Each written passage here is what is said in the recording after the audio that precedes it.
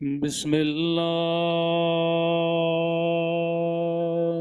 الرحمن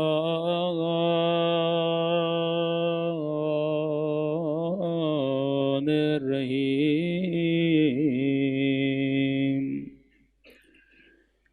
الحمد لله رب العالمين الحمد لله كما هو أهله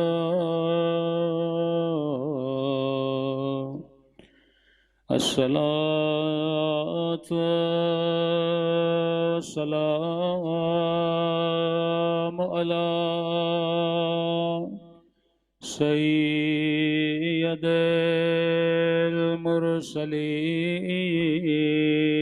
المرسلين وخاتم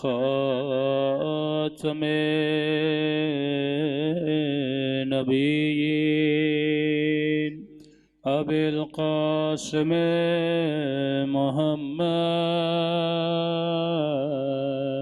اللهم صل على محمد وعلى آله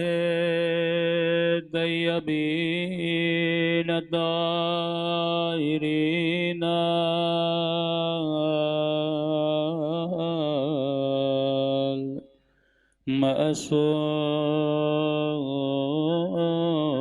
المعصومين سب مل کے امام زمانہ کے ظہور کی دعا اللہم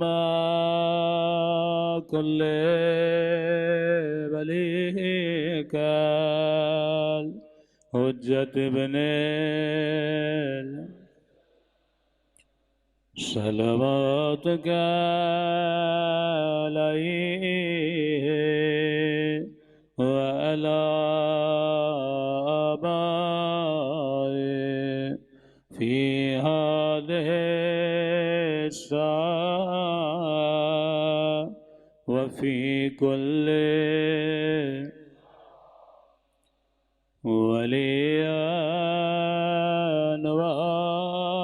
وحافظا وقائدا ودليلا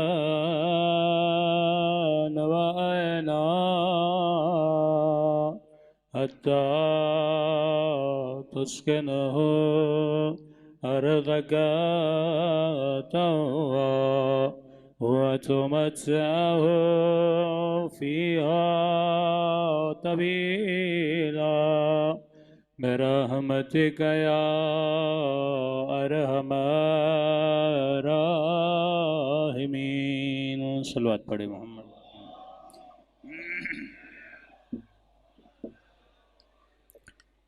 بسم اللہ الرحمن الرحیم رب اشرح لی صدری ویسر لی امری واحلل عقدۃ من لسانی یفقهوا قولی اما بعد قل لا اسألکم علیہ اجرا الا المودۃ فی القربہ صلوات پڑھے محمد وعلی محمد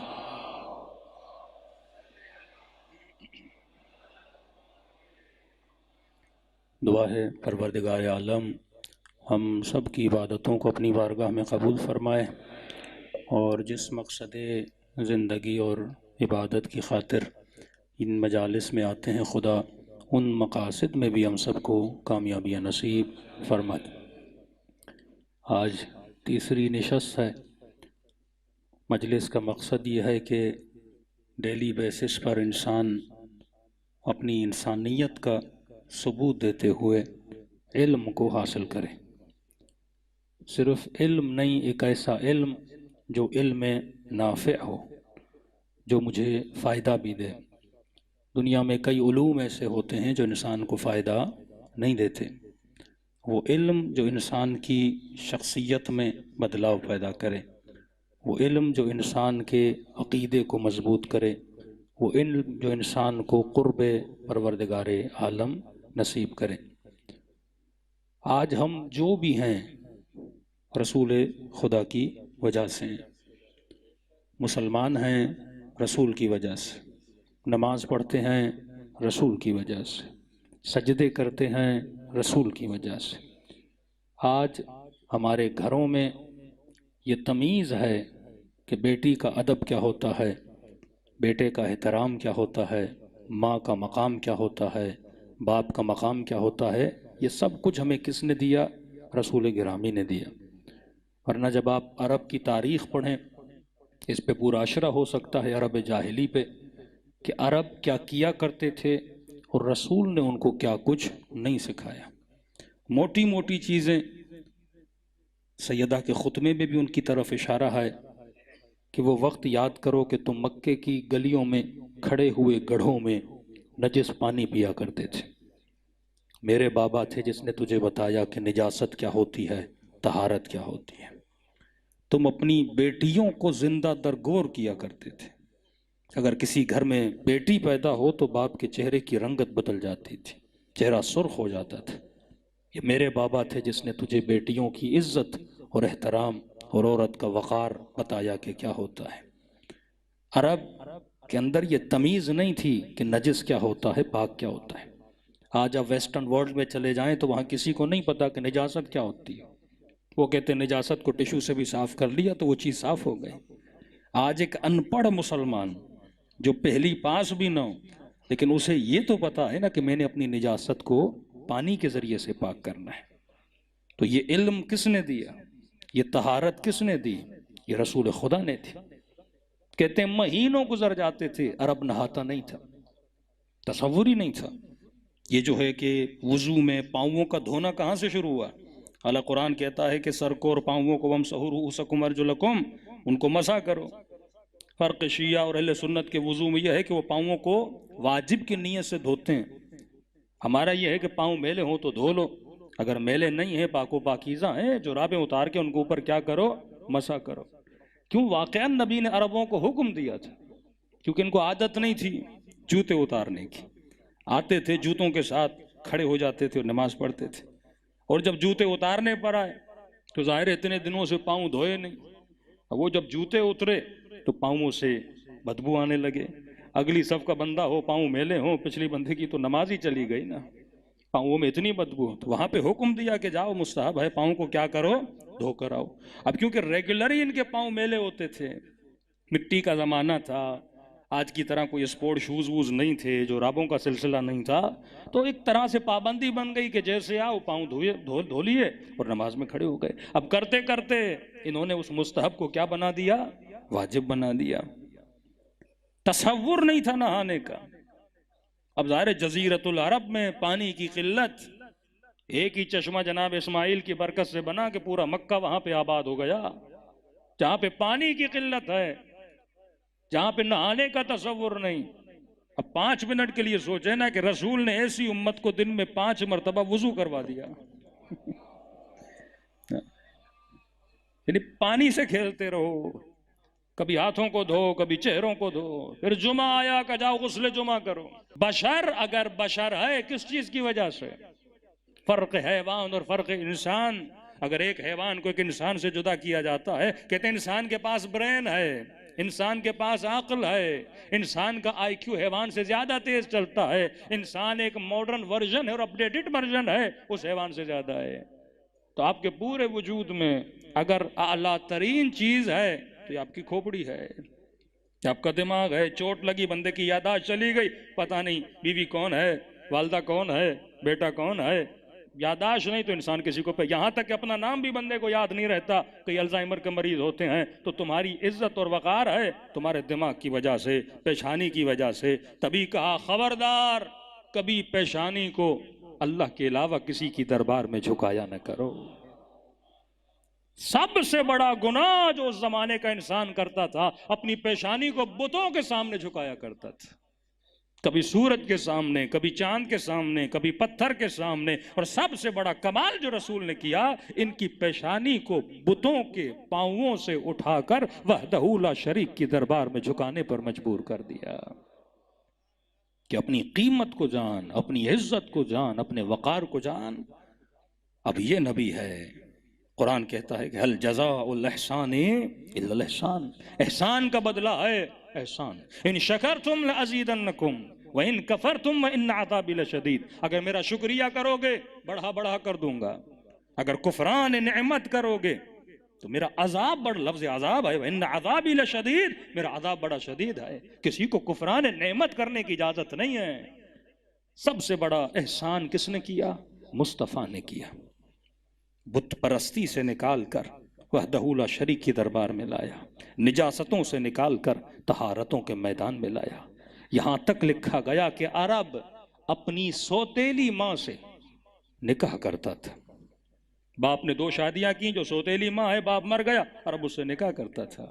نبی نے آ کر بتایا کہ حلال رشتہ کیا ہوتا ہے، حرام رشتہ کیا ہوتا ہے. خالاؤں کی، پھوپھیوں کی، محرم رشتوں کی تمیز خدا نے بتائی. یہ عرب کے اندر تمیز نہیں تھی. یہ سب کچھ کس نے سکھایا؟ رسول خدا نے سکھایا. اب وہ رسول، وہ امت، وہ نبی جو یہ کہیں کہ لا نرید منکم جزاء ولا شکورا، ہم نہ تم سے جزا چاہتے ہیں نہ ہم تم سے شکریہ چاہتے ہیں، لیکن یہ واحد نبی ہے جس کو خدا حکم کر رہا ہے. ورنہ نہ موسیٰ نے جزا مانگی، نہ عیسیٰ نے جزا مانگی، نہ آدم نے جزا مانگی. یہ حکم خدا ہے. حبیب کہہ دیجئے قل لا اسألکم علیہ اجرا الا المودۃ فی القربى. اگر اجر رسالت بنتا بھی ہے تو مال و دولت نہیں ہے، وہ یہ ہے کہ میری آل سے کیا کرو؟ مودت کرو. میرے قربہ سے کیا کرو؟ مودت کرو. اب اس بحث میں ہم نہیں پڑھتے کہ قربہ کون ہے، صیغہ مؤنث ہے، واضح طور پہ خدا بیان کر رہا ہے. اگر قربہ میں آپ ازواج کو بھی ڈال دیں، اولاد کو بھی ڈال دیں، پھر بھی حسن و حسین تو قربہ میں آتے ہیں نا، سیدہ فاطمہ تو قربہ میں آتی ہے نا. تو یہ وہ اجر رسالت تھا جو امت نے قربہ کے ساتھ کیا کیا؟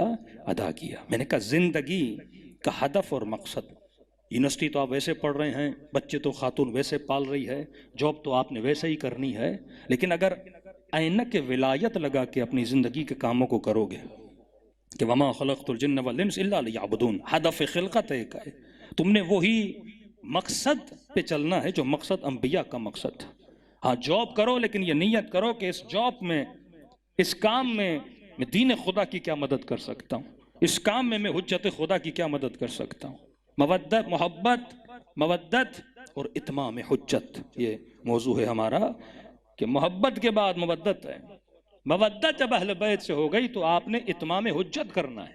جس طرح سیدان اتمام حجت کیا، بی بی نے اپنی ساری محبتیں کس پہ قربان کی؟ علی ابن ابی طالب پہ قربان کی. کہ اگر ولی پہ بات آ جائے تو خون بھی دینا سیکھو، ولی پر بات آ جائے تو اس کے لیے دفاع میں کھڑا ہونا بھی سیکھو. جب سیدہ اپنے پہلے امام زمانہ کے لیے اس طرح کھڑی ہو رہی ہیں تو آج ہم نے اپنے آقا کے لیے، ہم نے اپنے مولا کے لیے کیا کیا؟ اتمام حجت صرف سیدہ نے نہیں کیا، اتمام حجت قرآن نے بھی کیا ہے. سورہ نور قرآن کا بہترین، ہر سورہ نور ہے، لیکن جس سورہ کا نام ہی نور ہو وہ تو نور علی نور ہے. اس سورہ میں خدا، کل میں نے کہا تھا کہ 2 چیزوں کے ذریعے اتمام حجت ہوتا ہے. آج ذرا غور سے سنیے گا، اس مجلس میں کئی ایسے مطالب ہیں جو انشاءاللہ آپ کی زندگی میں کام آئیں گے. 2 چیزیں اتمام حجت کرتی ہیں. اتمام حجت یا علم کے ذریعے ہوتا ہے یا نور کے ذریعے ہوتا ہے. مثلا 2 مومنوں میں اختلاف ہو گیا، آپ نے علمی طریقے سے دلائل دیے کہ میں نے کہا کہ مثلا مولا علی کی شجاعت تواتر موضوع ہے، یعنی کوئی، وہ اہل سنت کسی بھی مکتب سے ہو، وہ اہل حدیث ہو، وہ بریلوی ہو، وہ کسی بھی مکتب سے ہو، کوئی موضوع کے اعتبار سے اختلاف نہیں ہے کہ علی بن ابی طالب بہادر نہیں تھے. ہر بندہ مانتا ہے کہ علی سے بڑا کوئی بہادر نہیں تھا، وہ خیبر ہو، وہ خندق ہو، یعنی موضوعیت کے اعتبار سے علی بہادر ہیں. لیکن علی ابن ابی طالب کے علاوہ اگر کسی کو لایا جائے، بھئی فلاں بندہ بھی بہادر تھا، تو ہو سکتا ہے مجمع سے کوئی کھڑا ہو جائے اور جنگ احد کا واقعہ پورا پڑھ دے. بہادری آپ 4 مقامات پہ کسی کی ثابت کر سکتے ہو، لیکن ایک موضوع میں اگر وہ بہادر نہیں تھا، میدان کو چھوڑ کے چلا گیا، وہ خندق کا میدان ہو، وہ خیبر کا میدان ہو، لیکن کوئی ایک میدان آپ نہیں دکھا سکتے جس میں موضوع کے اعتبار سے. اب اختلاف روایت ہو سکتا ہے کہ تلوار آسمان سے آئی کہ نہیں آئی، یہ ایک اختلاف ہے، لیکن آج تک کوئی نہیں کہہ سکتا موضوع کے اعتبار سے، ٹاپک کے اعتبار سے علی بن طالب بہادر نہیں تھے، یا کوئی ایک ایسا واقعہ سنا دے جس میں مولا میدان کو چھوڑ کے چلے گئے ہوں۔ لیکن سینکڑوں کے لیے سینکڑوں واقعات موجود ہیں کہ کئی مرتبہ میدان کو چھوڑ کے چلے گئے، تو ہم موضوع پہ تو شک کر سکتے ہیں نا کہ بھائی کوئی تو میدان تھا، کوئی چلا گیا تھا۔ پہلی دعوت جب رسول نے دی، حالانکہ مولا علی بن طالب کی ایج کتنی تھی، اس وقت بھی علی کھڑے ہوئے، یا رسول اللہ میں آپ کی مدد کرنے کے لیے تیار ہوں۔ جب عامر بلا رہا تھا کہ محمد ہے کوئی بہادر بھیج اپنے مقابلے میں اس کا مقابلہ کروں گا، اس وقت نبی نے 3 بار بلایا کہ کون ہے جس بدبخت کا منہ بند کرے۔ سارے تو موجود تھے، لیکن بار بار کون کھڑے ہو رہے تھے؟ علی بن ابی طالب، کہ یا رسول اللہ میں جانے کے لیے تیار ہوں۔ تو یہ تواتر موضوع ہے، کوئی سنی، کوئی وہابی، کوئی اہل حدیث انکار نہیں کر سکتا کہ علی بن ابی طالب موضوع کے اعتبار سے کیا تھے؟ بہادر تھے۔ اسی طرح عصمت سیدہ، طہارت سیدہ، علم سیدہ، موضوع کے اعتبار سے مدینے کا کوئی شخص یہ نہیں بول سکتا کہ سیدہ عالمہ نہیں تھی، سیدہ زاہدہ نہیں تھی، سیدہ احکام کو جانتی نہیں تھی۔ ارے جو رسالت کے دربار میں بڑی ہوتی ہو، اس کو کوئی فقہ اہل بیت کیسے سکھا سکتا ہے؟ اسے کوئی احکام کیسے بتا سکتا ہے؟ تو موضوع کے اعتبار سے سیدہ کے بارے میں کوئی شک نہیں تھا کہ یہ عالمہ ہیں، یہ زاہدہ ہیں۔ ایک مسئلہ فقہی بتا دیجئے جس میں خدا نخواستہ علیہ باللہ سیدہ سے کوئی غلطی نکالی جائے، تو موضوع کے اعتبار سے کوئی شک نہیں ہے۔ ایک حجت علمی ہے۔ واقع مباحلہ میں رسول حجت کو تمام کرتے ہیں، پہلے علمی مناظرہ ہوتا ہے، دلائل دیتے ہیں، لیکن جب ایک بندہ ضد پہ آ جائے، کوئی راستہ نہیں ہوتا، پھر نبی دوسری حجت تمام کرتے ہیں کہ آؤ میدان میں کھڑے ہو جاتے ہیں، اگر حق میرے ساتھ ہے یا حق تیرے ساتھ ہے، ہم دونوں میں سے اگر کوئی جھوٹ بول رہا ہے اس پہ اللہ کی کیا ہوگی؟ لعنت ہوگی۔ اور وہاں پر بھی ثابت ہوا، سارے نجران کے مسیحی واقع مباحلہ میں نہیں آئے، کیونکہ وہاں پہ ان کو 5 چہرے ایسے نظر آئے جو موضوع کے اعتبار سے ثابت تھا، انہوں نے زندگی میں کبھی جھوٹ نہیں بولا۔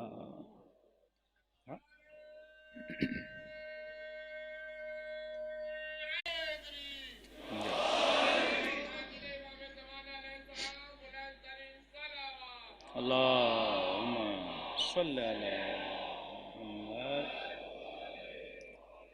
وعجل فرجہم۔ اب پروردگار عالم پر بھی لازم ہے کہ وہ اپنے بندوں پر حجت کو کیا کرے؟ تمام کرے۔ یہ نہیں ہو سکتا خدا حجت کو تمام نہ کرے۔ ایک حجت علمی، دوسری حجت ہے جسے ہم کہتے ہیں حجت نور۔ کل میں نے مثال دی کہ اگر بندہ کسی کمرے میں جائے، پاؤں لگ جائے اور گلاس گر جائے، اللہ کو بول سکتا ہے خدایا میں نے دیکھا نہیں تھا، لیکن اگر اس کمرے میں نور موجود ہو، روشنی موجود ہو، اور پھر بھی بندہ نہ دیکھے اور گلاس گرائے، تو قیامت کے دن یہ نہیں بول سکتا کہ پروردگارہ میں نے دیکھا نہیں تھا۔ یہ بار بار جو علی کا ہاتھ بلند کر کے دکھایا جا رہا ہے کہ من کنت مولا فہذا علی مولا، یہ حجت کو تمام کیا جا رہا ہے کہ میں تمہیں دکھا رہا ہوں قیامت کے دن۔ یہ نہیں بولنا کہ پروردگارہ میں نے دیکھا نہیں تھا۔ یہ اپنی زندگی کے آخری دنوں میں بار بار ایک دروازے پہ جا رہے ہیں اور کہہ رہے ہیں السلام علیکم یا اہل بیت النبوہ ومعدن الرسالہ۔ یہ کیا کر رہے ہیں؟ حجت کو تمام کر رہے ہیں۔ بیٹی کے احترام میں کھڑے ہو رہے ہیں، یہ کیا کر رہے ہیں؟ حجت کو تمام کر رہے ہیں۔ بھئی آج تک آپ نے سنا، آج تک بھی بول رہا ہوں، مسلمان کہتے ہیں نبی کی سنت ہے، جو کہے جو کرے، دیکھے نہ روکے نہ ٹوکے، وہ بھی کیا ہے؟ سنت ہے۔ آج تک آپ نے اپنی بیٹیوں کو بولا کہ بیٹی آپ میری ماں ہو؟ آج تک کوئی بولتا ہے مسلمان اپنی بیٹی کو؟ بھئی نبی بول رہا ہے، اور علیاذ باللہ نبی کی سخن میں اور نبی کے الفاظ میں لہو نہیں ہوتا۔ نبی جو بھی بات کرتا ہے وہ حکمت کی بات ہوتی ہے۔ اس کا کیا مطلب؟ ابیہا کہ کل قیامت کے دن کچھ یہ نہ بولے کہ ہم مسلمانوں کی مائیں ہیں تو افضل ہیں، یہ تو میری بھی ماں ہے۔ یہ فضیلت کس عورت کو ملی کہ اگر آپ مسلمانوں کی ماں ہو تو یہ مسلمانوں کے سردار کی بھی ماں ہے۔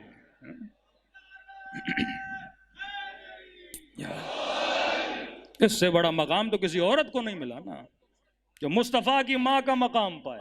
بھائی ایک تو ماں ہے سببی، جس نے پیدا کیا، وہ تو پیدا کیا ماں بن گئی، وہ بھی ایک مقام ہے، لیکن جو سببی نہیں ہے بیٹی ہے، لیکن نبی کہے کہ یہ میری کیا ہے، ماں ہے، تو امت کو ایک درس دینا چاہتے ہیں، بات بتانا چاہتے ہیں۔ برترین جو حجت ہوتی ہے علم سے بھی زیادہ، وہ حجت نور ہوتی ہے، دکھایا جائے، بتایا جائے۔ اللہ کہتے ہیں اللہ نور السماوات والارض، خدا زمین اور آسمانوں کا کیا ہے، نور ہے۔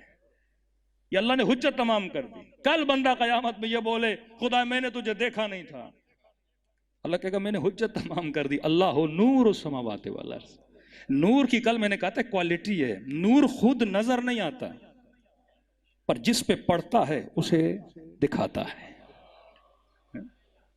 اس وقت نہ آپ میں نور ہے نہ مجھ میں نور ہے۔ وہ کہتے ہیں شیعہ علماء نورانی ہوتے ہیں، کوئی نورانی نہیں ہوتا۔ یہ اور باتیں سنیوں کو لگتے ہیں، چہرے کا اچھا ہونا اور ہے، نورانی ہونا اور ہے۔ آپ یہ بول سکتے ہیں کہ شیعہ علماء کے چہرے بنسبت دوسروں کے تھوڑے خوبصورت ہوتے ہیں، ہاں؟ اس میں بھی اگر کسی کا چہرہ بدصورت بن رہا ہے تو قصور اس کا اپنا ہے۔ اگر مونچھیں رسول جیسی رکھی جاتی، داڑھی رسول جیسی رکھی جاتی، تو بندہ ویسے ہی کیا لگتا ہے، اچھا لگتا ہے۔ بندہ خود اپنا چہرہ بگاڑ رہا ہے تو سارے اللہ کے بندے ہیں، اب شیعہ سنی کی تو بات ہے ہی نہیں۔ پھر تو پتہ نہیں ہالی ووڈ کے اور پتہ نہیں کس کس کے ایکٹر آپ کو بہت زیادہ خوبصورت نظر آئیں گے۔ تو نہ سفیدی خوبصورتی ہوتی ہے، خوبصورتی ہو سکتی ہے، نورانیت نہیں ہو سکتی۔ نورانیت ایک اور چیز ہے۔ نور کا مطلب کیا ہے؟ ابھی آپ کو نور نظر نہیں آ رہا، میں آپ کو نظر آ رہا ہوں، آپ مجھے نظر آ رہے ہیں۔ آپ اپنی وجہ سے نظر آ رہے ہیں یا نور کی وجہ سے نظر آ رہے ہیں؟ میں آپ کو دیکھ رہا ہوں، آپ مجھے دیکھ رہے ہیں، ساری لائٹس آف کر دی جائیں، نور ہی چلا جائے گا، نہ آپ مجھے نظر آئیں گے نہ میں آپ کو نظر آؤں گا۔ تو نور کا کمال یہ ہے کہ نور خود نظر نہیں آ رہا، جہاں جہاں آپ کی آنکھ جا رہی ہے، یا دیوار پہ ٹکرا رہی ہے، یا ممبر سے ٹکرا رہی ہے، یا آنکھ کی نظر مولانا سے ٹکرا رہی ہے، یا میری آنکھیں آپ سے، آپ کے بدن سے ٹکرا رہی ہیں، جسے جسم کہتے ہیں، مادہ کہتے ہیں، مٹیریل کہتے ہیں۔ مادے پہ جب نور پڑتا ہے تو مادہ خود کو کیا کر دیتا ہے، ظاہر کر دیتا ہے۔ تو نور خود نظر نہیں آتا، پر کمال یہ ہے جس جس پہ پڑتا ہے اسے ظاہر کرتا جاتا ہے۔ کہ اللہ نور السماوات والارض، اگر خدا کا نور نہ ہوتا تجھے کائنات کیسے نظر آتی؟ یہ درخت، یہ چرند، یہ پرند، یہ قندیل شمس و قمر، یہ سب کچھ اگر تجھے نظر آ رہا ہے، یہ کس کا نور ہے؟ پروردگار عالم کا نور ہے۔ اب خدا نے بھی کمال کر دیا سورہ نور میں، آیت ہے سورہ نور کی 35۔ اب خدا بھی تو بتائے نا کہ میرا نور کیسا ہے۔ مند کی نشانی علم اخلاق میں جو امیر المومنین بتاتے ہیں، فرماتے ہیں جس مومن میں اپنا عیب سننے کی صلاحیت نہیں ہے وہ کبھی ایمان میں ترقی نہیں کر سکتا۔ تو میں بچوں کو، جوانوں کو ایک مثال دیتا ہوں، تب یہ معصوم نے فرمایا المؤمن مرآۃ المؤمن، مومن مومن کا کیا ہے، آئینہ ہے۔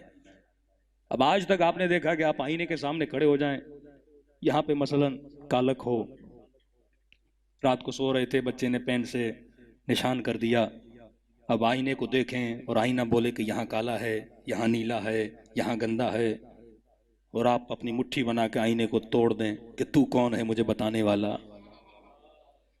آج تک کوئی ہے ایسا بے وقوف جس نے یہ بے وقوفی کی ہو، یا بلی کی طرح اس آئینے کو نوچنے لگے کہ تو کون ہے مجھے بتانے والا کہ میرے چہرے پہ کیا ہے؟ یہ بے وقوفی کوئی نہیں کرتا، لیکن اس سے بڑی بے وقوفی ہم کرتے ہیں۔ کوئی بولے نا کہ آپ کو غصہ بہت آتا، بھائی تو کون ہے مجھے بتانے والا؟ کسی خاتون کو بول دے بھائی آپ غیبت بہت کرتی ہو، آپ کون سی کم کرتی ہو؟ وہ ہمارے سیاستدان، آپ نے رشوت کی، چوری کی، کہ تم نے کون سی کم کی ہے؟ میں نے 10 لاکھ بنائے تو تو نے 10 کروڑ بنائے۔ یعنی سدھرنا نہیں ہے، اگر کوئی عیب بتائے تو اس پہ اور غصہ کرنا۔ معصوم فرماتے ہیں شکریہ ادا کرو اس بندے کا جو تجھے تیرا عیب بتائے۔ ایک محفل میں بیٹھو، ایک بندہ بولے اب عیب بتانا، پھر محفل میں نہیں، وہ بھی اس سے بڑا بے وقوف ہوتا ہے جو 4 لوگوں کے سامنے عیب بتائے۔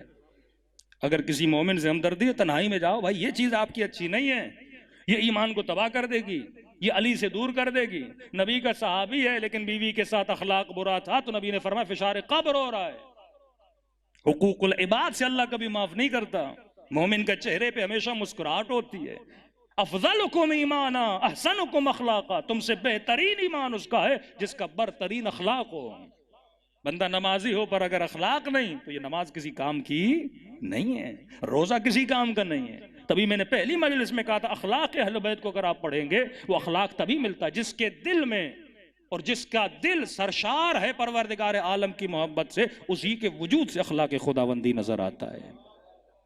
ابدیت ان یجعلک مثلی، میری اطاعت کر میں تجھے اپنے جیسا بنا دیتا ہوں۔ تو یہ وجود جو خدا نے بنایا نا، عقل مند بندہ سوچتا ہے اگر مجھے کوئی عیب بتا رہا ہے، المومن مومن مومن کا آئینہ ہے، بیوی شوہر کو آئینہ بنائے، شوہر بیوی کو بنائے، بیٹا باپ کو بنائے، دوست دوست کو بنائے، اسی طرح وجود میں کیا آتی جائے گی؟ بہتری آتی جائے گی۔ اب خدا بتا رہا ہے مثال کے ذریعے سے، اے خدایا تیرا نور کیسا ہے؟ فرمایا مثل نور ہی کمشکات، میرا نور جو ہے وہ ایک چراغ کی طرح ہے۔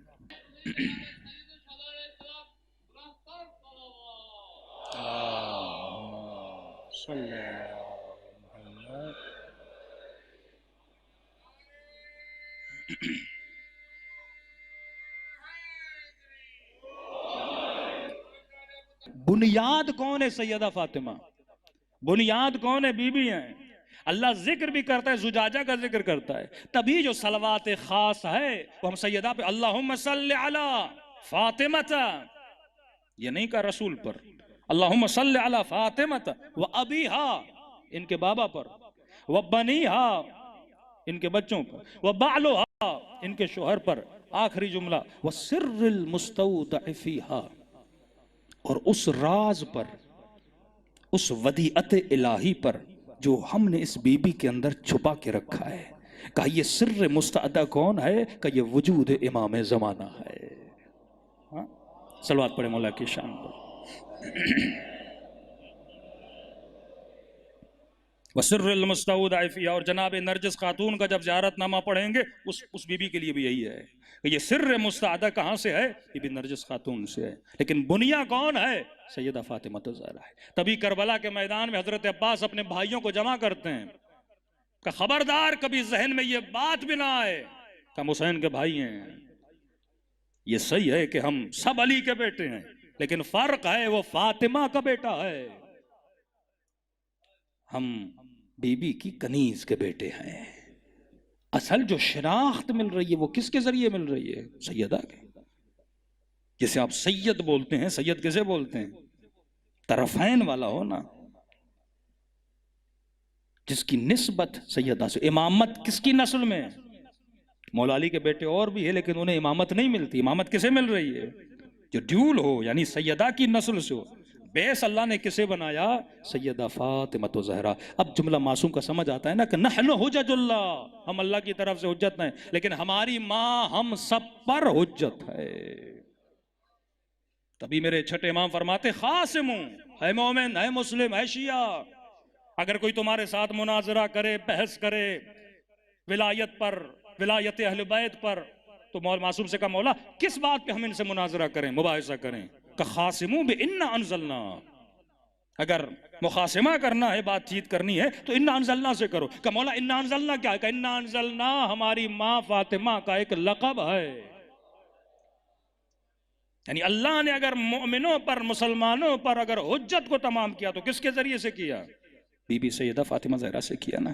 علی کے گھر پہ حملہ ہو کوئی بول سکتا ہے؟ حسنین علی کے بیٹے تھے، مولا علی کو اگر ہاتھوں میں رسیاں باندھ کر علی کو لے گئے، نبی کا داماد تھا، لیکن بات جب سیدہ پہ آتی ہے نا، یہ تو نبی کی بیٹی ہے نا، یہاں پہ حجت کو کیا کیا جاتا ہے؟ تمام کیا جاتا ہے۔ اب خدا کہتا ہے زجاجہ کأنہا کوکب درّی یوقد من شجرۃ مبارکہ، یہ شجرہ مبارکہ ہے زیتونیہ۔ یہ شجرہ کون سا ہے؟ زیتونی شجرہ ہے۔ زیتون انگلش میں اولیو کو بولتے ہیں۔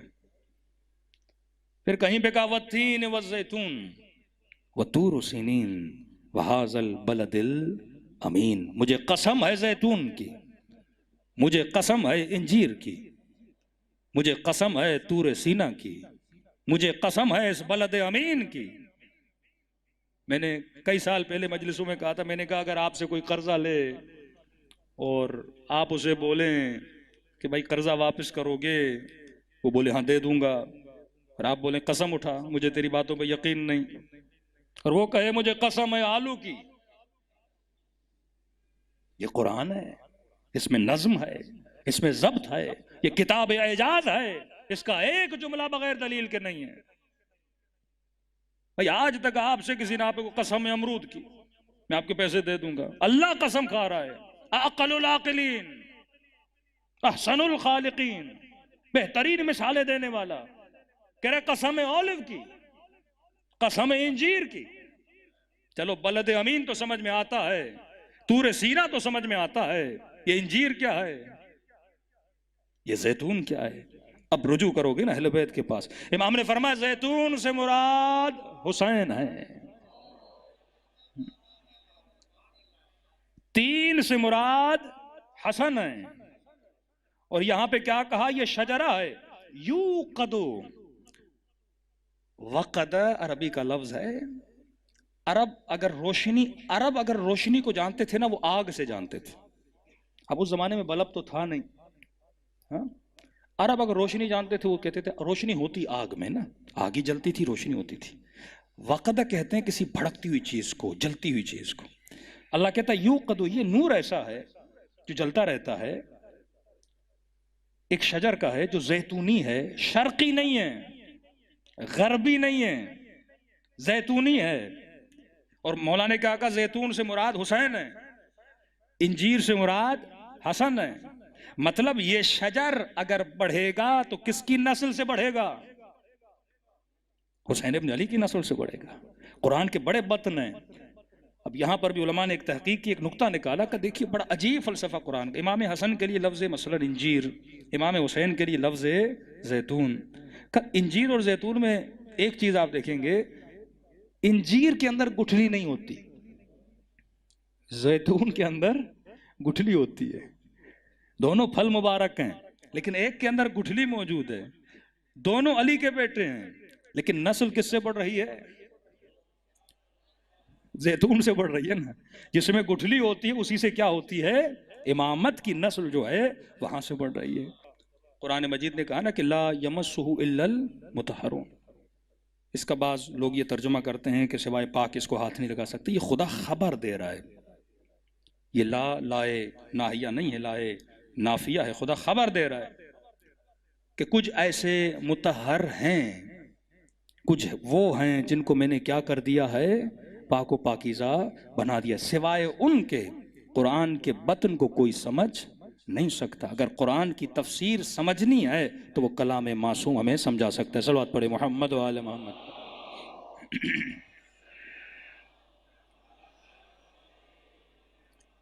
اب پروردگار عالم کہتا ہے وَلَمْ تَمْسُسْهُ نَارٌ. یہ درخت ایسا ہے جس کا زیت جو ہے نا، زیت کہتے ہیں تیل کو، یکاد زیتها یضیء. اس کا جو زیت ہے نا، تیل ہے، یہ کبھی ختم نہیں ہوتا. اس کے اندر ہی انرجی ہے. یہ اپنے زیت سے پورے عالم کو کیا کرے گا؟ نورانی کرے گا. یہد اللہ لنورہ من یشاء. خدا اس کے نور سے جسے چاہے گا ہدایت دے گا. میرے معصوم فرماتے ہیں یہ جو زیت جسے بولا گیا نا، فرمایا اس زیت سے مراد یا سار اللہ ہے، اے خون حسین. خون حسین کے ذریعے سے. اور یہ خون کی حرارت کبھی بجھنے والی نہیں ہے.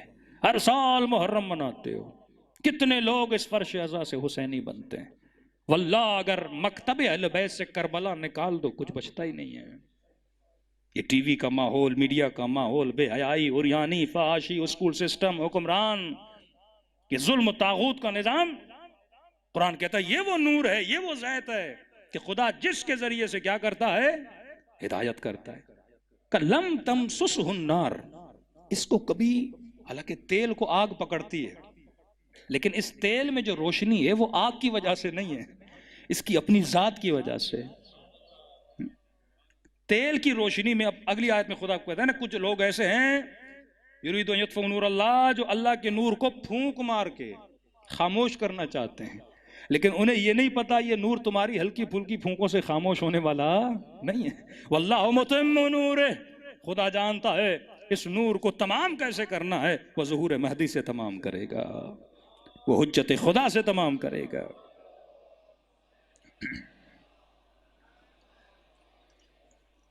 جسے چاہتا ہے خدا ہدایت دیتا ہے۔ اب یہ خون امام حسین ہے جس کے ذریعے سے آج پوری کائنات میں کیا مل رہی ہے؟ ہدایت مل۔ اگر کربلا نہ ہوتی تو ہم کیا کرتے؟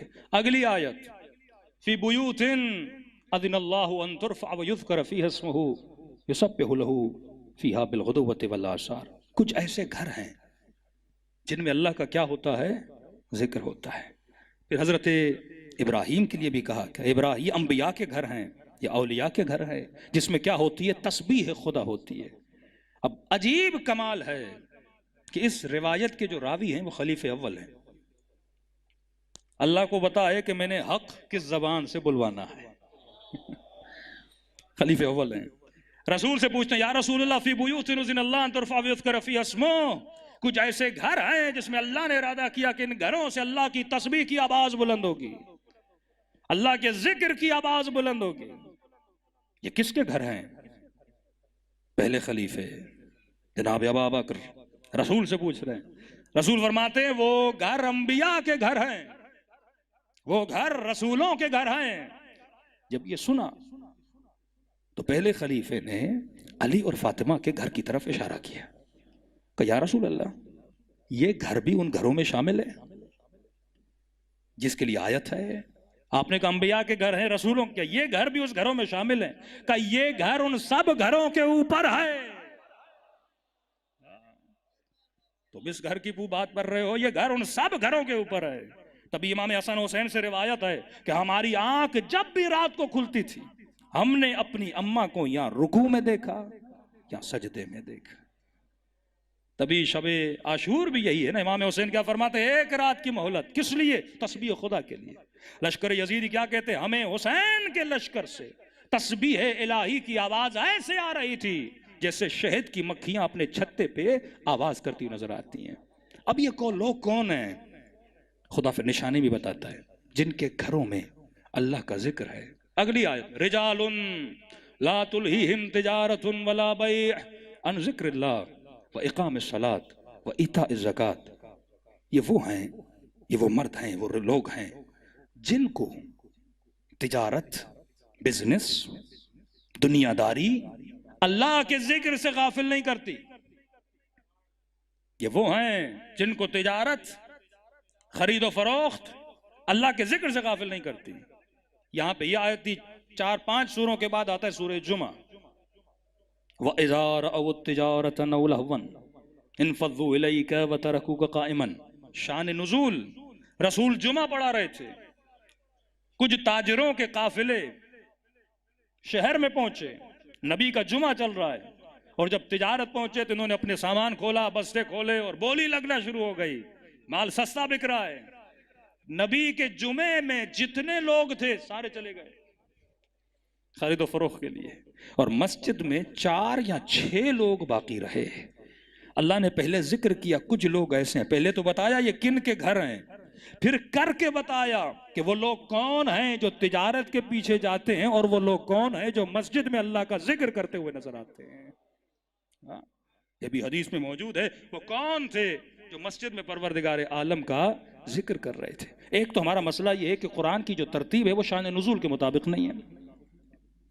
پہلے ہی ہم سورہ بقرہ پڑھنا شروع کر دیتے ہیں۔ اگر شان مولا علی بن ابی طالب کا ہمارا عقیدہ ہے کہ مولا کے پاس جو قرآن مولا نے ترتیب دیا تھا یہ تحریف نہیں ہے، شان نزول کے مطابق مولا نے، تاکہ سمجھ آئے پہلی آیت کیا تھی، دوسری آیت کیا تھی۔ ایک نیا بندہ مسلمان بننا چاہتا ہے، اسے شروع میں سورہ بقرہ پڑھا دیں تو سمجھ میں نہیں آئے گا، اس کے لیے تو یہ قل یا ایھا الکافرون لا اعبد ما تعبدون، یا قل اعوذ برب الناس، یا قل اعوذ برب الفلق، یا قل هو اللہ احد، ان آیتوں کے ذریعے سے اسلام کو سمجھے گا۔ تو شان نزول کو اگر سمجھیں گے، سورہ بقرہ میں خدا کیا کہتا ہے؟ اقیموا الصلاۃ وآتوا الزکاۃ، نماز قائم کرو۔ مومن کون ہے؟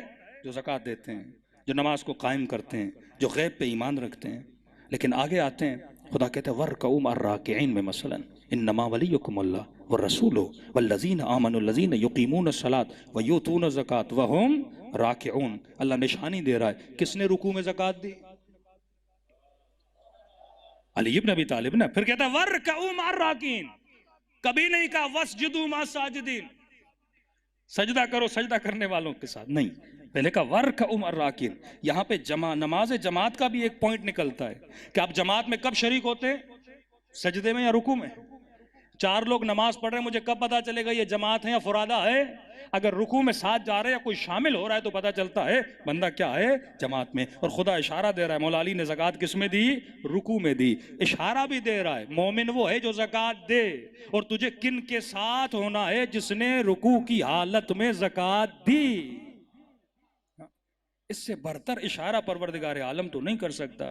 کسی مومن نے کہا مولانا یہ تو بات ہے نور کی، ظلمت کی بات بھی ہو جائے، اور یہ آیت کسی معجزے سے کم نہیں ہے۔ نور کی آیت تھی 35، ظلمت کی آیت ہے 40۔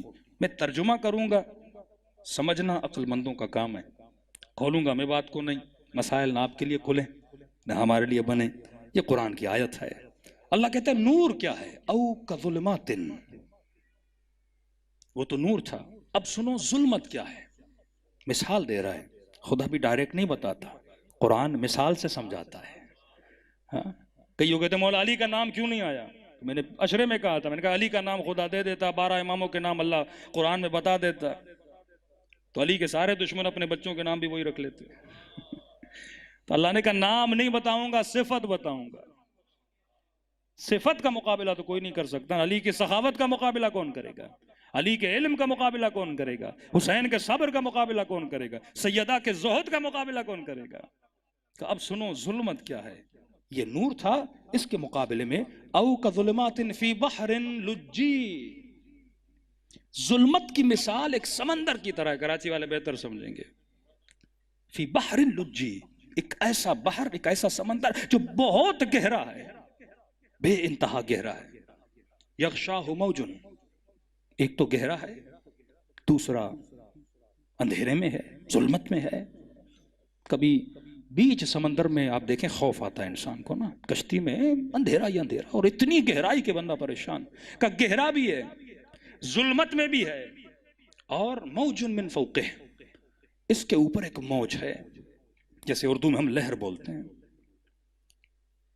ایک موج ہے، وہ بھی ظلمت کی ہے، سمندر گہرا، اس کے اوپر ایک موج، فوقہ ہی موج، پھر اس کے اوپر دوسری موج ہے، پہلی موج، اور مطلب جب ظلمتیں اتنی بڑھ جائیں اور اگر ہاتھ بھی نکلے تو وہ ہاتھ اتنا کارآمد نہیں ہوتا، کیونکہ ظلمتیں اتنی پھیل چکی ہیں۔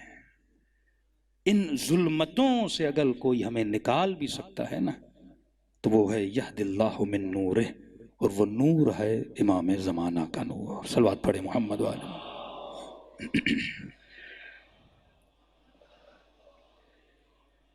پھر اگلی آیتوں میں ہے کہ لوگ چاہتے یریدو ان یطفئوا، اللہ کے نور کو مٹا دیں، لیکن واللہ متم نورہ، خدا اس نور کو تمام کرتا ہے۔ یہ شجرہ جو شجرہ طیبہ ہے ہمیشہ باقی رہتا ہے۔ قرآن نے صراحتاً اہل بیت کے فضائل کو بیان کیا۔ یہ فضائل نہیں، یہ بندوں پہ حجت کو تمام کر رہا ہے۔ ہمارے مسلمانوں کا کتنا مطالعہ ہے بنی اسرائیل کے بارے میں؟ نہیں ہے۔ جو ظلم ہارون پر ہوا موسیٰ کے جانے کے بعد، وہ آپ پڑھیے تاریخ یہود میں، گھر میں بند کر دیا، حضرت ہارون کو مارا پیٹا، بلاتے رہے آئے نہیں، اور فرمایا کہ یا علی انت منی بمنزلت ہارون من موسیٰ، علی تم میرے لیے ایسے ہو جیسے موسیٰ کے لیے ہارون تھا۔ الا انہ لا نبی بعدی، لیکن فرق یہ ہے کہ میرے بعد کوئی نبی نہیں ہے۔ تو امت نے جو موسیٰ کے ہارون کے ساتھ کیا وہی امت نے علی ابن ابی طالب کے ساتھ کیا۔ اتنے سال امام کو گھر میں بٹھا دینا، پھر کہنا لم یمسسہ النار، یہ وہ نور ہے جس کو نار مس نہیں کر سکتی، آگ لگ نہیں سکتی۔ ابراہیم شجر مبارکہ آگ میں پھینکا گیا، یا نار کونی بردن و سلاما، اس شجر کا جو بھی حصہ ہوگا اسے کبھی آگ جلا نہیں سکتی۔ تب علماء فرماتے ہم نے بڑا ڈھونڈا، یہ تو ملے گا کہ سیدہ کی پسلیاں ٹوٹی، یہ تو ملے گا کہ چہرے پہ نیلے نشان تھے، یہ تو ملے گا کہ بازوؤں پہ، لیکن کبھی آپ نے ممبر سے نہیں سنا ہوگا کہ بی بی کا بدن آگ کے ذریعے سے جل گیا ہو۔ قرآن کہتا ہے لم یمسسو، اس نور کو کبھی آگ جلا نہیں سکتی، کیونکہ ابراہیم کو جب آگ نہ جلائے تو آل اسماعیل کو آگ نہیں جلا سکتی۔ ہاں باقی دوسری مصیبتیں اہل بیت میں آئی ہے، سیدہ نے امت پہ حجت کو تمام کیا، مسجد میں گئیں حجت کو تمام کیا، اونٹ پہ سوار ہوتی تھیں، انصار کے گھر جاتی تھی، مہاجر کے گھر جاتی تھی کہ تم نے میرے بابا سے نہیں سنا کہ علی کا ہاتھ بلند کر کے کہا تھا من کنت مولا ہو فہذا علی مولا، کہ جس کا میں مولا اس کا علی مولا۔ تاریخ لکھتی ہے جواب دینا تو دور ہے، بی بی کھڑی رہتی تھی، کوئی دروازہ تک نہیں کھولتا تھا۔ یہ عالم تھا مدینے کا۔ یہ واقعہ میں دعائے کمیل میں زیادہ پڑھتا ہوں کہ دو بھائی تھے، ایک بھائی بڑا نیک تھا، ایک بھائی گنہگار تھا۔ تو نیک بھائی بار بار گنہگار کو کہتا ہے کہ کب تک گناہ کرے گا، توبہ کر، مرنا ہے، علی والا ہے۔ سنتا نہیں تھا۔ ایک دن اللہ نے ہدایت دی، آیا بھائی کے پاس کہ بھائی میں نے زندگی میں بڑے گناہ کیے، اب سمجھ نہیں آ رہی اللہ بخشے گا کہ نہیں۔ کب ارحم الراحمین، کہ کہاں جاؤں، کہاں جا کے توبہ کروں، کہ قرآن کی آیت ہے میرے نبی کے در پہ آؤں، کہ مدینہ تو بہت دور ہے، ایران کے رہنے والے تھے، کہ کوئی بات نہیں، اولنا محمد اوسطنا محمد، یہ سب ایک ہی نور ہے، مشہد چلو امام رضا کے پاس۔ کہتے قافلہ چلا، ابھی نیشاپور سے گزرے تھے، اس کے بھائی کی طبیعت خراب ہو گئی، لمبا سفر، پرانا زمانہ، نیک دعا کرتا رہا پروردگارا یہاں تک آیا ہے، زندگی دینا، امام کے دربار میں جا کے توبہ مانگے، اللہ کو واسطہ دے امام رضا کا۔ یہ بھی رو رہا تھا، پتہ نہیں زندگی مہلت دے کہ نہ دے، میں بڑا گنہگار ہوں۔ کہتے جیسے مشہد پہنچے اسی دن اس کا انتقال ہو گیا، نہ حرم امام نصیب ہوا نہ ذریعہ امام نصیب ہوئی۔ بھائی بڑا رویا، غسل دیا، کفن دیا، دفن کیا۔ کہتا 2-3 دن کے بعد خواب دیکھا، یہی میرا گنہگار بھائی، لیکن خواب میں کیا دیکھتا ہوں، یہ برزخی جنت میں بیٹھا ہے، نعمتوں سے مالا مال ہے۔ میں نے کہا بھائی تو نے تو بڑی خطائیں کی، کہ توبہ کی نیت سے جو آیا تھا، کہ مشہد رضا تک پہنچ تو نہیں سکے، کہ بھائی ماجرا سناؤں، کہ موت بڑی سخت ہے، موت کو آسان نہ لینا۔ بدن سے روح ایسے نکلی جیسے ریشمی کپڑے کو کانٹوں پہ رکھا جائے، جتنا سنا تھا نا اس سے بھی زیادہ تکلیف دہ تھی، کیونکہ میں گنہگار تھا۔ تم تو بڑی آسانی سے غسل دے رہے تھے، لیکن میرے اوپر عذاب ہو رہا تھا، عذاب کے فرشتے عذاب کر رہے ہیں۔ کہتا اتنے میں تو نے میرا جنازہ اٹھایا، اب عذاب ہو رہا ہے، آگ کا عذاب، عذاب کے فرشتے، مختلف قسموں کے عذاب۔ لیکن جیسے جنازہ مولا رضا کے حرم میں آیا، گویا میں جنت میں داخل ہو گیا، گویا عذاب کے فرشتوں کو اجازت نہیں تھی کہ آگے بڑھیں، پہاڑ آ گئی۔ کہتا جنازہ آگے لے گئے، تم زری کے قریب آئے، میں نے آنکھوں سے دیکھا کہ امام رضا کرسی پہ تشریف فرمائے۔ آگے بڑھ کے بڑے ادب سے کہا السلام علیکہ یا غریب الغرباء، مولا آپ پر میرا سلام ہو۔ کا جواب تو دیا پر مجھے دیکھا نہیں۔ کہا نا من یموت یرنی، جو بھی مرے گا علی کو دیکھے گا، علی بھی تو تجھے دیکھے نا، مسکرا کر دیکھیں، اہلاً و سہلا بولیں۔ کا چہرہ پھیر دیا، میں سمجھ گیا مولا ناراض ہیں، اب سمجھ نہیں آ رہی کیا کروں، تم میرے جنازے کو طواف کروا رہے تھے، زیارت کروا رہے تھے، اب پتا تھا جنازہ باہر جائے گا، پھر سے وہی عذاب۔ کہتا اب جرت نہیں ہو رہی آگے بڑھوں۔ ایک سفید ریش نورانی چہرے والا بزرگ کھڑا تھا، اس نے کہا گنہگار خوش ہونے کی ضرورت نہیں کہ عذاب ختم ہو گیا، جنازہ باہر جائے گا، پھر سے وہی عذاب ہوگا۔ میں نے کہا میں تو توبہ کی نیت سے آیا تھا، زندگی نے مہلت نہیں دی، اب بتاؤ کیا کروں کہ مولا رضا راضی ہو جائیں، ایسا کیا بولوں؟ اس نے کہا جتنا مجھے پتا ہے یہ واسطہ دو، کریم ہے، رضا ہے، رؤوف ہے، مہربان امام ہے۔ کہتے بھائی بس آگے بڑھا، قدموں میں گرا، ایک بار وہ واسطہ دیا، امام نے کہا بس ہم نے تجھے بخش دیا، اللہ کی دربار سے تیری شفاعت کروا دی۔ یہ نیک بھائی کہتا ہے بتا تو صحیح تو نے واسطہ کون سا دیا تھا؟ یہ نیک کہتا ہے میں سوچ رہا تھا شاید حسین کا واسطہ دیا ہو، شاید سکینہ کے زخمی رخساروں کا واسطہ دیا ہو، شاید حسین کے علی اکبر کا واسطہ دیا ہو، شاید بی بی زینب کی چادر کا واسطہ دیا ہو، شاید عباس کے کٹے ہوئے بازوؤں کا واسطہ دیا ہو، شاید قاسم کی لاش کے ٹکڑوں کا واسطہ دیا ہو۔ کہ یہ سوچ رہا تھا۔ میں نے کہا بھائی بتا تو نے کون سا واسطہ دیا؟ کہ مولا کے قدموں میں گرا، ایک ہی واسطہ دیا مولا، واسطہ ہے ٹوٹی ہوئی پسلیوں کا۔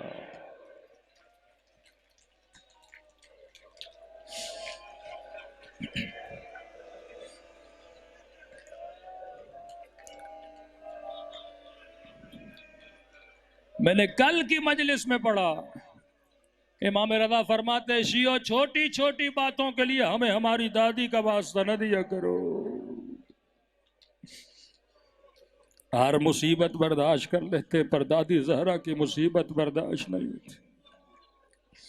مجھے بھی جرت نہیں ہوتی اہل بیت کو یہ واسطہ دیا جائے،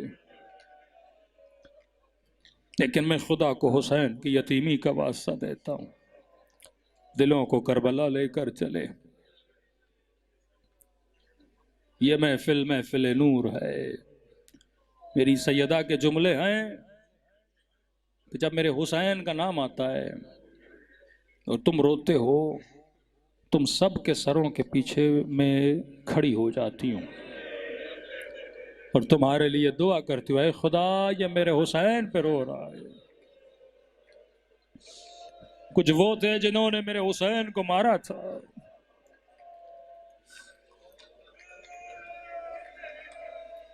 ساری روایتوں میں ملتا ہے قیامت میں شفاعت کا تصور نہیں ہے، عالم برزخ ایک اور عالم ہے، لیکن فرماتے ہیں قیامت میں رسول کہیں گے اپنی بیٹی کو، بعض روایات میں خدا کہے گا کہ زہرا جو مانگنا ہے آج مانگو۔ روایات میں بی بی ایک ناقہ پہ آئیں گی، بڑا حسین ناقہ، ہماریوں میں حجابوں میں قدرت کی آواز آئے گی اپنے سروں کو جھکا لو،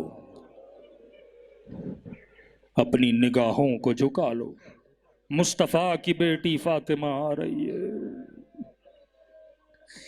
اے کاش کوفے کی بازار میں بھی سر جھکے ہوتے، اے کاش شرابی کی دربار میں بھی گردنیں جھکی ہوتی۔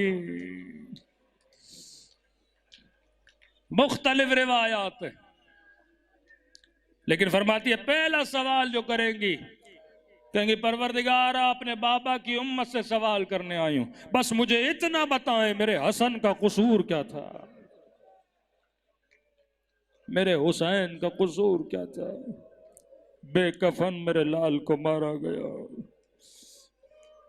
دلوں کو کربلا لے جائے، سلام کریں حسین مولا کی یتیمی پر۔ السلام علی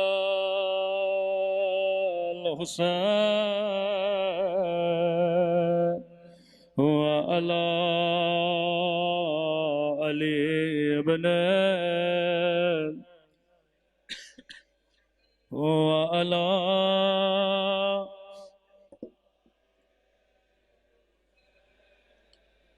وعلی اصحاب، سب مل کے السلام علی وعلی علی ابن علی اولاد وعلى اصحاب بلند آواز سے السلام علی آواز تھوڑی بڑھا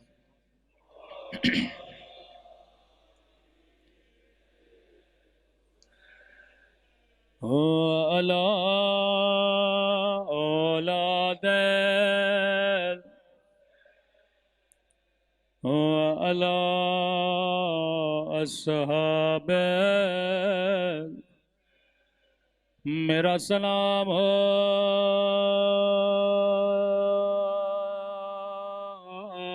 زینب کے یتیم پہ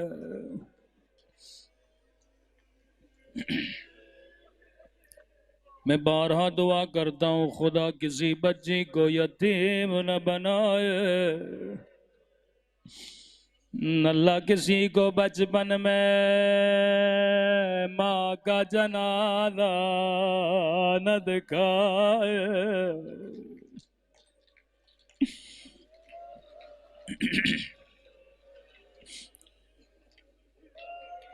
فرماتے ہیں کئی دنوں کے بعد بلال جب مدینے میں آئے، بلال نے کیا دیکھا؟ سیدہ کے در پہ آگ لگی ہے،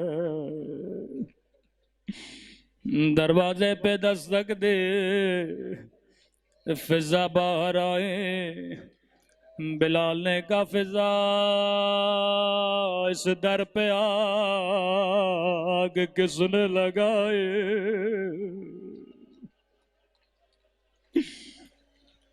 آواز تھوڑی بڑھا دیں، آواز کم ہے۔ اب فضا بتائے تو کیسے بتائے؟ فضا کہنے لگے بلال تجھے یاد ہے جب تو غلام تھا؟ جی فضا میں نے کیا سوال کیا، کیا جواب دے رہی ہو؟ کب بلال تیرے سینے پہ ظالموں نے پتھر رکھا تھا؟ فضا کیا کہنا چاہتی ہو؟ بلال تیرے سینے کی پسلیاں ٹوٹے تھے،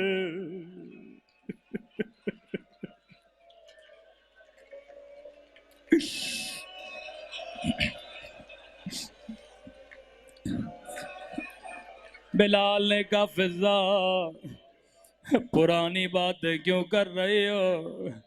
کہا بلال بتا پسلیوں کا ٹوٹنا کیسا ہوتا ہے؟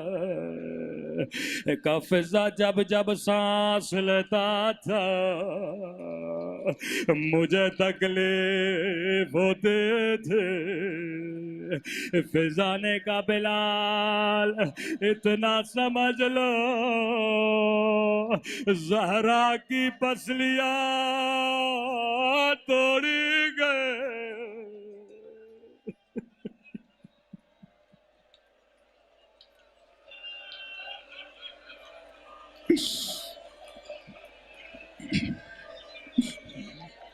میں قربان بلال نے کہا جلدی کرو میرا سلام سیدہ تک پہنچا دو۔ بی بی مصلی پہ بیٹھی تھی، فضا نے کہا بی بی بلال آیا ہے۔ جیسے بلال کا نام سنا سیدہ کو بابا کی یاد آ گئے۔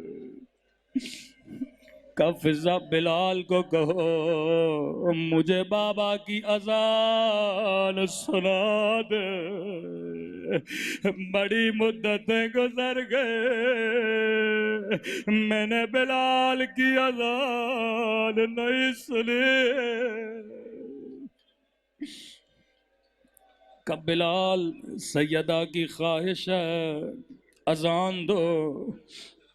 کہ نبی کے بعد میں نے اذان دینا چھوڑ دی، لیکن اگر نبی کی بیٹی کہے میں اذان دینے کے لیے تیار ہوں، بلال میں تیرے ادب پہ قربان، ایک مرتبہ کہا تو نے بی بی کو نہ کہا، او کئی گھنٹے دربار میں کھڑی رہے،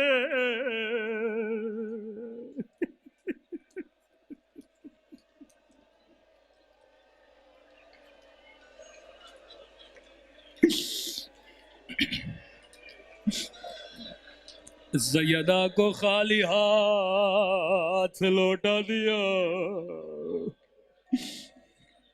روتی ہوئی آنکھوں سے بلال مسجد میں گئے، جیسے چھت پہ گئے آواز دینا شروع کی، اللہ اکبر، فضا کہتی ہے جیسے آواز بی بی نے سنے، بی بی تسبیح بھی پڑھ رہی تھے اور گریہ بھی کر رہے تھے، یا بلال نے کہا اشہد ان لا الہ الا اللہ، سیدہ نے کہا خدا گواہ رہنا میں نے علی کے لیے پسلیاں توڑوائے،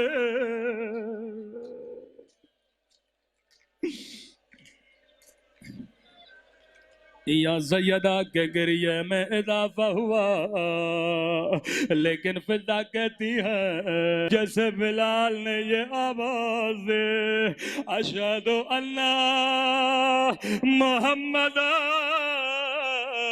رسول اللہ، سیدہ کی فریاد بلند ہوئے، بابا بابا تیری زہرا کے لے رہ گئے، فضا کہتی ہے سیدہ اتنا روئے کہ بے ہوش ہو گئے، جب علی نے یہ منظر دیکھا دوڑے دوڑے مسجد میں آئے، بلال اذان روکو، کہیں سیدہ کی روح پرواز نہ کر جائے، او بی بی یہ مجمع تیری مظلومیت پہ قربان، لیکن بی بی ہاتھوں کو جوڑ کے ایک جملہ کہنا چاہوں گا، بی بی آپ نے بابا کا نام سنا، آپ برداشت نہ کر سکے، بی بی آپ نے نام سنا، بلال نے بڑے ادب سے نام لیا، پھر بھی آپ کو بابا یاد آ گئے، لیکن کربلا ہائے کربلا، ایک 4 سالہ بچی ظالم نے نام نہیں لیا، بھرے دربار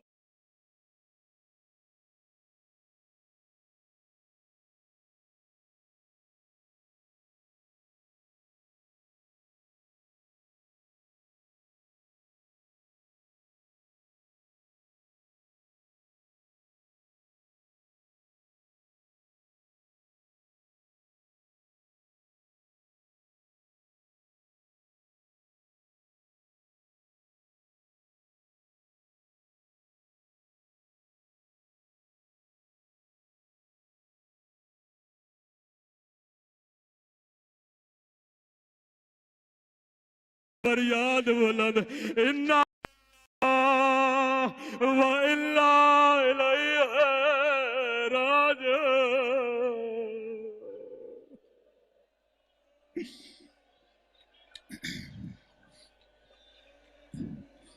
ألا لعنة الله على القوم الظالمین، اے خدا تجھے سیدہ کی یتیمی کا واسطہ، تجھے سکینہ کی یتیمی کا واسطہ، ہم سب کے صغیرہ کبیرہ گناہ معاف فرما، قبر کی پہلی رات حسین کی شفاعت نصیب فرما، ان آنکھوں کو امام زمانہ کی زیارت نصیب فرما. ربنا تقبل منا انك انت السميع الدعاء.